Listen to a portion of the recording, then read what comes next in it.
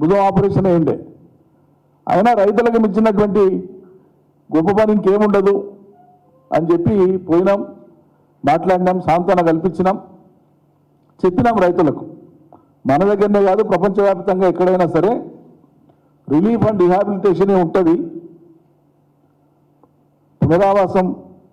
పునరావాస చర్యలు కొన్ని చేపడతారు. మొత్తం నష్టపరిహారం ఇచ్చేటువంటి విధానం ప్రపంచవ్యాప్తంగా ఎక్కడ ఉండదు. కనీసం మనకు కొంతలో కొంత మేలయ్యేటువంటిది ఆలోచన చేద్దామని డిజాస్టర్ మేనేజ్మెంట్ యాక్ట్ ప్రకారంగా ఉండేటువంటి నామ్స్ పాటిస్తే ఎకరాకు 2,500, 3,000, 3,700 కంటే ఎక్కువ రాదు ఏ పంట అయినా. ఇప్పుడు ఈ దేశంలో అమల్లో ఉండేటువంటి డిజాస్టర్ మేనేజ్మెంట్ ప్రకృతి విపత్తుల చట్ట పరిధిలో ఇవ్వదలుచుకుంటే ఏ రాష్ట్ర ప్రభుత్వమైనా ఆయా పంటల బట్టి 2,500 నుంచి 3,700 కంటే ఎక్కువ ఇవ్వడానికి ఆస్కారం లేదు. కానీ మేము ఆనాడు ముఖ్యమంత్రి గారు అన్నారు, రైతు పక్షపాతి కాబట్టి ప్రభుత్వంలో 1,000 కోట్లు ఖర్చు చేస్తుంటాం, రైతులకు మించిన వాళ్ళు ఎవరు ఉన్నారు, మన ప్రయారిటీ రైతు ప్రయారిటీ ప్రభుత్వం కాబట్టి ఎకరాకు 10,000 రూపాయలు ఇద్దామని చెప్పి ధైర్యంగా ఆనాడు డెసిషన్ తీసుకొని జీవో విడుదల చేసినాం. 13th మార్చికు జీవో ఇష్యూ చేసినాం. సేమ్ డే 1,300 పైచీల కోట్లను మంజూరు చేసినాం. ఆ తర్వాత మిగతా డబ్బులు కూడా పంటల్ని అన్నిటిని కూడా ఎనుమరేట్ చేసుకొని రైతాంగానికి ముట్టించినాం. ఆయన ఏం మాట్లాడింది కాంగ్రెస్ పార్టీ, ఆయన ఏం మాట్లాడింది ఆ రోజు పిసిసి ప్రెసిడెంట్, ఇప్పుడున్న నాయకులంతా ఏం మాట్లాడిండ్రు? 10,000 ఏంటికి సరిపోతుంది, ఎకరాకు ఏంటికి సరిపోతుంది, 10,000 బిచ్చమిస్తున్నారా అని మాట్లాడింది. మేము ఇప్పుడు ఏమంటున్నాం, మిమ్మల్ని రాజకీయం విమర్శిస్తలేం, మేము జిమ్మేదారు తెలిసిన వాళ్ళం, ప్రభుత్వం ఎట్లా నడుస్తుందో పై దగ్గర పెట్టుకొని ఆలోచించి పనిచేసిన వాళ్ళం. ఏమైనా మాట్లాడితే బాధ్యత ఉండాలి. అందుకే మేము 10,000కు జీవో ఇచ్చిన వల్ల మీరు కూడా ఇదే 10,000 రూపాయలు ఎకరాకి ఇవ్వమని డిమాండ్ చేస్తున్నాం. ప్రతి ఎకరాకు నష్టపోయిన ప్రతి రైతుకు, పంట వడగళ్ల వానతో నష్టపోయిన ప్రతి రైతుకు 10,000 ఇవ్వాలి.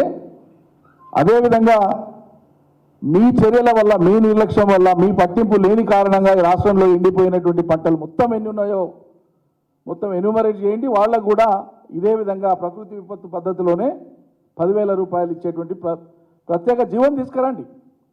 రైతాంగానికి మించినటువంటి శ్రేయస్ ఇంకేముంటుంది?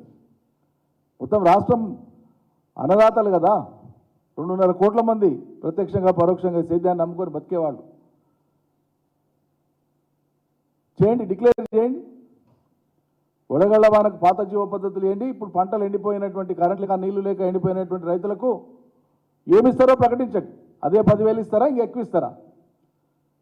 మాకంటే మేము సిపాయిలా మనగాలం అని చెప్పుకుంటారు కదా, మరి మాకంటే ఎక్కువ ఇచ్చు నిరూపించుకోండి, రైతుల వద్ద మీ చిత్తశుద్ధి చాటుకోండి.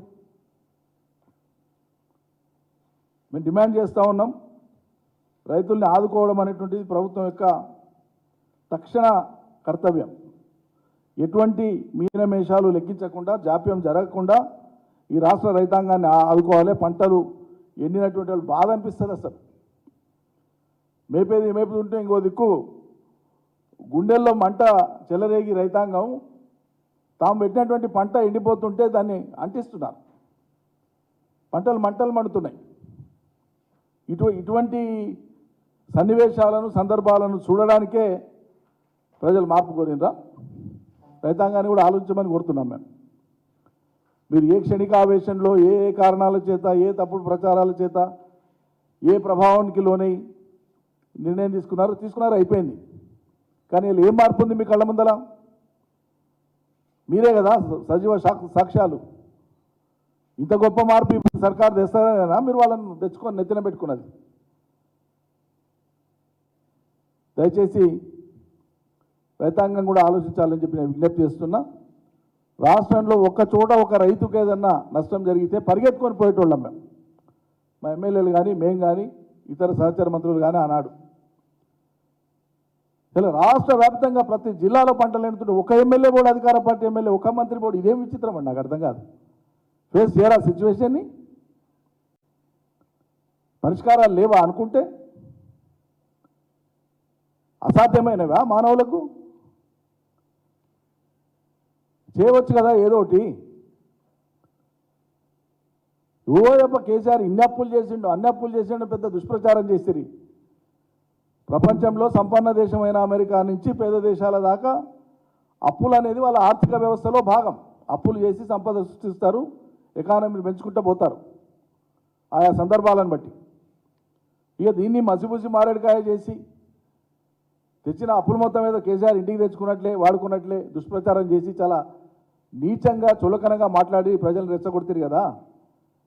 మరి 100 రోజులకే 16,400 కోట్లు ఎట్లా చేస్తారు మీరు? 100 రోజులకే 16,400 కోట్లు ఎట్లా చేసింది రేవంత్ సర్కార్? ఇవాళ ఏం చెప్తారు ప్రజలకు? మీరు చేస్తే గొప్పతనం, మంచితనం, ఇతరులు చేసింది చెడా? ఒకటి మాట్లాడే ముందు రేపు ఈ పరిస్థితి వస్తే ఏం జవాబు ఇవ్వవలసి ఉంటుందో అనేటువంటి స్పృహతో మాట్లాడాలి ఎప్పుడు మాట్లాడినా.